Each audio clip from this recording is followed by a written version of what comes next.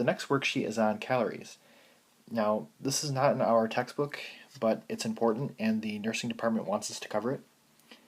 So when you're solving a calorie problem, you can really use a proportion.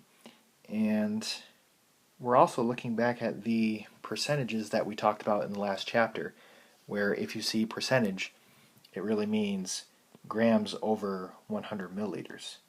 So if you had 5%, that means 5 grams over 100 milliliters. So 1 gram has 4 calories.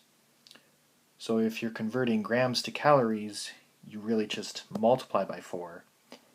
If you're going in the opposite direction, if you're converting from calories to grams, you would divide by 4.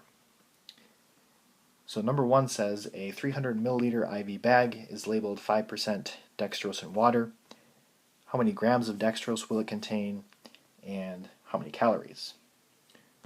So the 5% here tells me 5 grams over 100 mLs.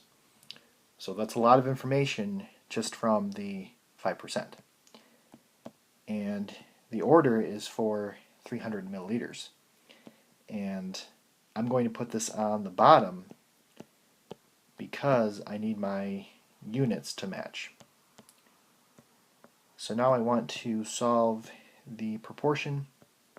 I'm going to multiply the diagonal that does not have the x and then divide by the third number. So 5 times 300 divided by 100, and we get 15. So this is 15 grams. And then they also want how many calories is this. So I need to multiply this by 4, and that will get me 60 calories.